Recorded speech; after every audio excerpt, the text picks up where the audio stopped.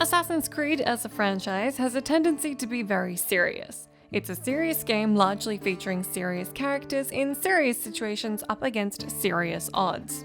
This isn't untrue of Odyssey, but the underbelly of ancient Greece was boisterous, joyful, and quite frankly, very silly. And it's something I don't want the series to lose when it moves into the Age of Vikings with Valhalla. Odyssey is celebrated for its massive open world and criticized for, well, its massive open world being a bit too enormous. Whether you love every side quest and story mission or find yourself spending a little bit too much time outrunning the bounty system, there isn't a lack of things to do in Odyssey. But it's discovering just how much of Ubisoft's ancient Greece and its inhabitants are hilarious and batshit crazy that makes the inconsistent pacing and long stretches of travel such a delight. Despite the nature of the core narrative being, quite literally, a Greek tragedy, the ancient history buff in me was overjoyed to see that Ubi had decided to have the Greeks not take themselves too seriously in Odyssey. Cassandra or Alexios always have a quip ready in any situation, there's rampant casual sex, and wildly silly side quests. For every murderous cultist that needs to be hunted, or god forbid, transition to the present day, there's a prophecy you've made Cass or Alex accidentally fulfill by killing a guy's mom who you thought was a thief, and then boning his dad. A specific comedy of errors that culminates in this instant classic of a line. You killed his mater and f***ed his pater. But the prophecy said Pater would scream to the gods in agony. Oh, he screamed, but not in agony.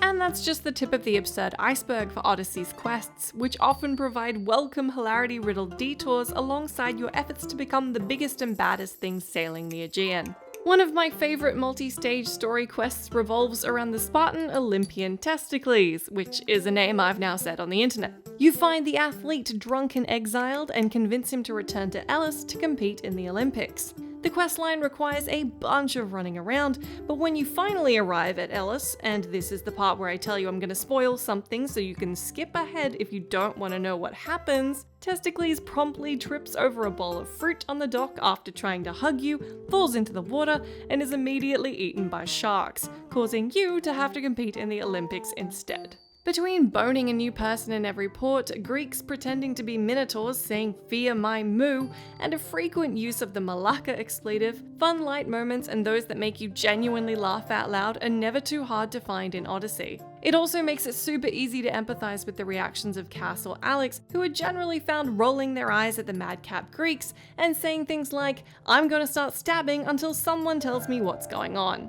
Not knowing whether a questline will end in the dramatic slaying of a mythical creature, or if it's just somebody's harebrained scheme gone wrong, keeps the questlines fun even when you have to run halfway across the Greek Isles and back to complete them. While it'd be a huge shame to miss out on these moments of comedy when Valhalla arrives, it does seem like a less natural fit for the Viking culture of brawlers and raiders, a far cry from the free-loving romantic Greeks. Though there's a good argument to be made for peppering the Viking setting with moments of appropriate levity and characters that are unpredictable and exciting. This would help vary the tone of Valhalla beyond the serious core narrative, just as it did in Odyssey, an important factor if we're to expect a world just as sprawling as Ubisoft's ancient Greece. Valhalla's narrative director Darby McDevitt, who was also the lead writer on Revelations and Black Flag and co-wrote Unity, told us that Valhalla will be primarily about the struggle of Viking people seeking a home, and the emphasis will be on the historical context. That all sounds very serious, but McDevitt did clarify that protagonist Eivor is a very unique character. He explained, "I won't get into it too much, but they're definitely a leader.